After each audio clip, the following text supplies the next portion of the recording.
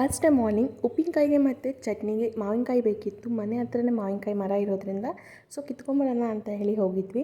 ಹಾಗೆಯೇ ನನ್ನ ಮಗಳು ಕೂಡ ಹಠ ಮಾಡ್ತಿದ್ಲು ಬರ್ತೀನಿ ಅಂತ ಹೇಳಿ. ಅವಳು ಕೂಡ ಕರ್ಕೊಂಡು ಹೋಗಿದ್ವಿ.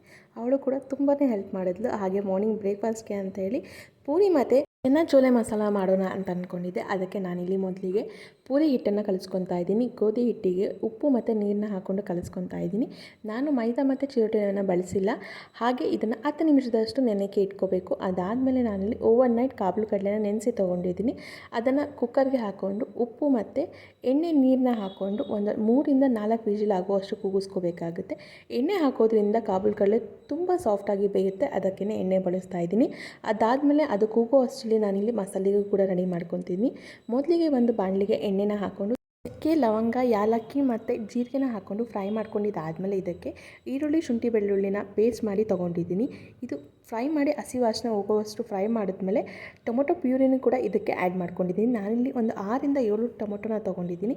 ನಾವು ಎಲ್ಲ ಪ್ಯೂರಿಗಳನ್ನ ಹಾಕೊಂಡ್ಮೇಲೆ ಹಸಿ ವಾಸನೆ ಹೋಗುವಷ್ಟು ಫ್ರೈ ಮಾಡ್ಕೊಬೇಕಾಗುತ್ತೆ. ಇದಕ್ಕೆ ಮಸಾಲೆಗಳನ್ನ ಆ್ಯಡ್ ಮಾಡ್ಕೊತೀನಿ. ಅರ್ಧ ಟೇಬಲ್ ಸ್ಪೂನ್ ಅಷ್ಟು ಧನಿಯಾ ಪುಡಿ, 1/4 ಟೇಬಲ್ ಸ್ಪೂನ್ ಆಗೋಷ್ಟು ಅರಿಶಿಣದ ಪುಡಿ, ಹಾಗೆ 1 ಟೇಬಲ್ ಸ್ಪೂನ್ ಆಗೋಷ್ಟು ಅಚ್ಚಕಾರದ ಪುಡಿ, 2 ಟೇಬಲ್ ಸ್ಪೂನ್ ಆಗೋಷ್ಟು ಚೋಲೆ ಮಸಾಲನ ಕೂಡ ಆ್ಯಡ್ ಮಾಡ್ಕೊಂಡಿದ್ದೀನಿ. ಎಲ್ಲನೂ ಕೂಡ ಚೆನ್ನಾಗಿ ಮಿಕ್ಸ್ ಮಾಡಿದ್ದಾದಮೇಲೆ ರುಚಿಗೆ ತಕ್ಕಷ್ಟು ಉಪ್ಪನ್ನ ಆ್ಯಡ್ ಮಾಡ್ಕೊತಾ ಇದ್ದೀನಿ. ಅದಾದಮೇಲೆ ಇದಕ್ಕೆ ಕಾಬೂಲ್ ಕಡಲೆನ ಕೂಗಿಸಿ ತೊಗೊಂಡಿದ್ನಲ್ಲ ಅದನ್ನು ಕೂಡ ಆ್ಯಡ್ ಮಾಡಿ ಚೆನ್ನಾಗಿ ಮಸಾಲೆ ಎಲ್ಲ ಕಾಬೂಲ್ ಕಡಲೆಗೆ ಹತ್ಕೋಬೇಕು. ಅಲ್ಲಿ ತನಕ ಫ್ರೈ ಮಾಡ್ಕೋಬೇಕಾಗುತ್ತೆ. ಇದಕ್ಕೆ ಇವಾಗ ನಾನಿಲ್ಲಿ ಮಸಾಲೆನ ತೆಳ್ಳಗೆ ಮಾಡಲಿಕ್ಕೆ ನಾನಿಲ್ಲಿ ಕಾಬೂಲ್ ಕಡಲೆನ ಕೂಗಿಸ್ಕೊಟ್ಟಿದ್ದೀನಲ್ಲ ಅದೇ ನೀರನ್ನ ಆ್ಯಡ್ ಮಾಡ್ಕೊತಾ ಇದ್ದೀನಿ. ನೀವು ಬೇಡ ಅಂತಂದರೆ ಬೇರೆ ನೀರನ್ನು ಬೇಕಾದ್ರೆ ಆ್ಯಡ್ ಮಾಡ್ಕೋಬೋದು. ಇದನ್ನೆಲ್ಲ ಆದಮೇಲೆ ಇದನ್ನು ಒಂದು 5 ನಿಮಿಷದಷ್ಟು ಲಿಡ್ನ ಕ್ಲೋಸ್ ಮಾಡಿ ಬಿಡಬೇಕಾಗುತ್ತೆ. ಮಸಾಲೆಯಿಂದ ಎಣ್ಣೆ ಸ್ವಲ್ಪ ಸಪ್ರೇಟ್ ಆಗಬೇಕು, ಅಲ್ಲಿ ತನಕ ಫ್ರೈ ಮಾಡ್ಕೋಬೇಕಾಗುತ್ತೆ. ಇದಾದಮೇಲೆ ಕೊನೆಯಲ್ಲಿ ನೀವು ಕಸೂರಿ ಮೇಥಿಯನ್ನು ಆ್ಯಡ್ ಮಾಡ್ಕೋಬೇಕು. ನಿಮಗೆ ಬೇಡ ಅಂತಂದರೆ ಸ್ಕಿಪ್ ಮಾಡ್ಕೊಬೋದು. ಇದೆಲ್ಲ ಆದಮೇಲೆ ನಾನಿಲ್ಲಿ ಒಂದು ಬಾಣಲಿಗೆ ಎಣ್ಣೆನೂ ಕೂಡ ಕಾಯಲಿಕ್ಕೆ ಇಟ್ಟಿದ್ದೆ ಪೂರಿ ಮಾಡಲಿಕ್ಕೆ ಅಂತೇಳಿ. ಸೊ ಪೂರಿನೂ ಕೂಡ ಹಾಕೋತಾ ಇದ್ದೀನಿ. ಪೂರಿನೂ ಕೂಡ ತುಂಬ ಸಾಫ್ಟಾಗಿ ಕ್ರಿಸ್ಪಿಯಾಗಿ ಬಂದಿತ್ತು.